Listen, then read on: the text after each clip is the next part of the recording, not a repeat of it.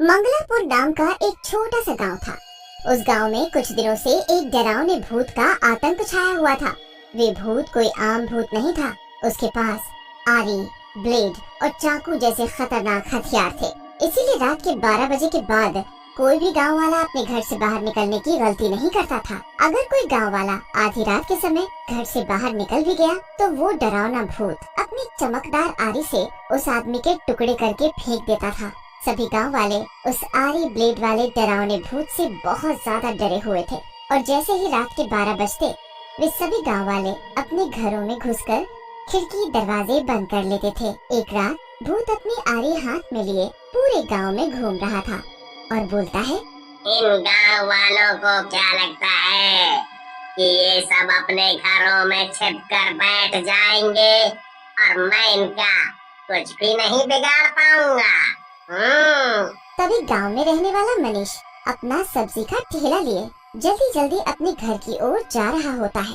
आज बाजार में हमारी सारी सब्जी तो बिक गई पर हमका घर पहुंचने में आधी रात हो गई। बस भगवान अब आप हमारी रक्षा करना और कछु हो जाए बस रास्ते में हमका वो आरी वाला भूत ना मिले। भूत जोर से हंसते हुए बोलता है, बहुत दिनों से मेरी आरी खून की प्यासी थी।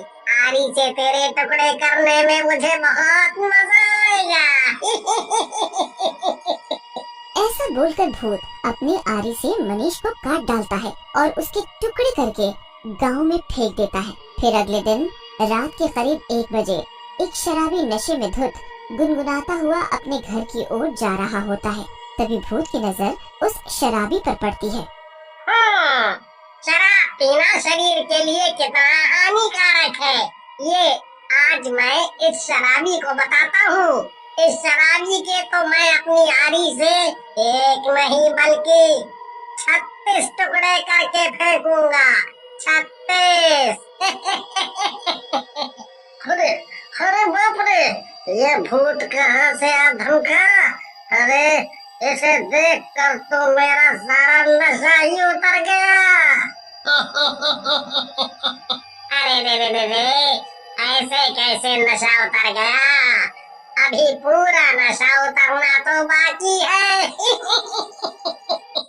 फिर भूत उस शराबी को अपनी आरी से काटकर वहाँ से चला जाता है और मुखिया जी के घर के सामने खड़ा होकर जोर जोर से चिल्लाने लगता है। मुखिया जी अपने घर की खिड़की से भूत को देखकर बहुत डर जाते हैं। कुछ देर में भूत वहाँ से गायब हो जाता है। अगले ही दिन सभी गांव वाले इकट्ठा होकर बातें करने लगते हैं। न जाने ये आरी ब्लेड वाला भूत हमारे गांव में कहाँ से आ गया है। आए दिन गांव में कभी किसी का हाथ कटा मिलता है तो किसी के शरीर के 2 टुकड़े मिलते हैं। अब तो रात होते ही हमका तो चिंता सताने लगती है कि कहीं अगला नंबर हमारा ना हो। अरे क्या बात करते हो कमलेश भैया, और ऐसे डरने से काम नहीं चलने वाला। हम गांव वालों को कछु तो करना चाहिए। हम सभी लोगों का गांव में पूजा करानी चाहिए जिससे वो भूत हमारे गांव से हमेशा के लिए गायब हो जाए या कहां से आया है वहां वापस चला जाए। सभी गांव वाले भोलू की बात से सहमत होकर गांव के पंडित जी से पूजा करवाते हैं। गांव में पूजा करवाने के बाद से गांव में रात को कुछ दिनों से भूत का दिखना बंद हो गया था। इसीलिए गांव वालों के मन में से भूत का डर भी कम हो गया था। अगले दिन सभी गांव वाले अपने अपने खेतों में काम करने के लिए जाते हैं और खेतों में काम करने लगते हैं कि तभी दिन के समय रास्ते में कमलेश की पत्नी मीरा को अपने सामने भूत दिखाई देता है। अरे दैया, ये क्या हुई गवा? ये भूत इतने तेज दोपहरी में कहाँ से आ धमका? हाय रे दैया, हमका तो बड़ी डर लागत है रे। अरे हम तो अपने पति देव के लिए खाना लेकर जा रहे थे पर अब तो हमका लगता है कि कहीं हम ही ना इस भूत का खाना बन जाए।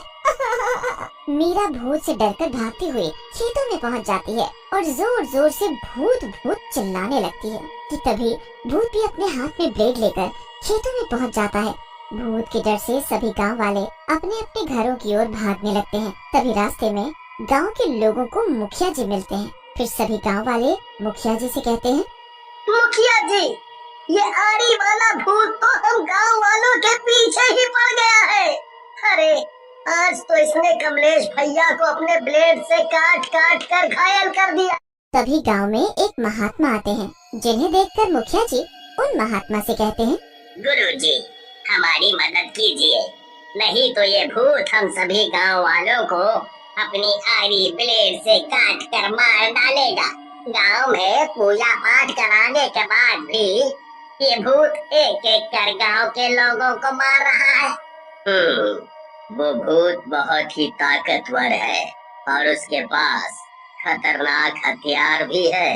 यदि हमें इस भूत की कोई वजह पता चल जाए तो उसे काबू में करना आसान हो जाएगा।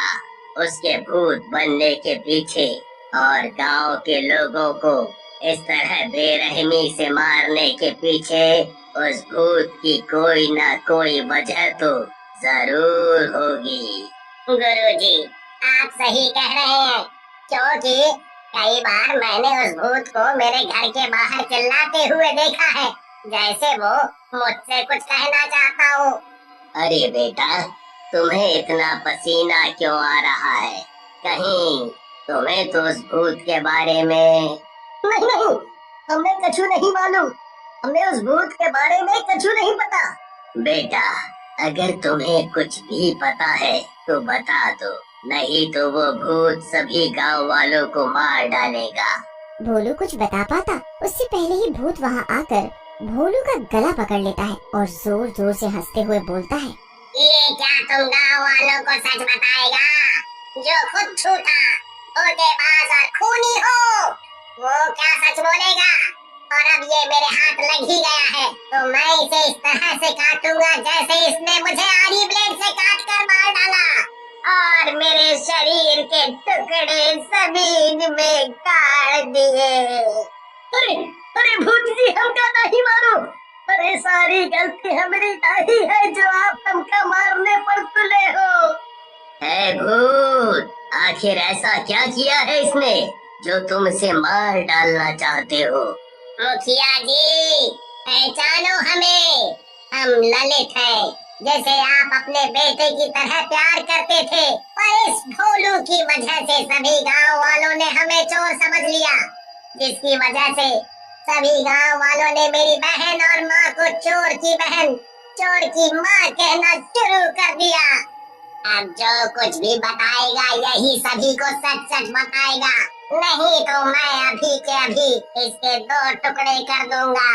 मैं बताता हूँ, सब सच बताता हूँ। कुछ साल पहले मैंने मंदिर से चढ़ावे के पैसे चुराकर उन पैसे से शहर में जाकर दारू की बोतल ले आया और ललित को किसी बहाने से मोहन की लकड़ी काटने की दुकान में बुलाकर उसे जबरदस्ती दारू पिला दी और फिर मैं रोज मंदिर से इसी तरह पैसे चोरी करता और इन पैसों से दारू लेकर आता और ललित को रोज दारू पिलाता ताकि उसे दारू पीने की आदत पड़ जाए और फिर मैं किसी तरह उसे लीला की शादी मुझसे कराने के लिए मना लूं।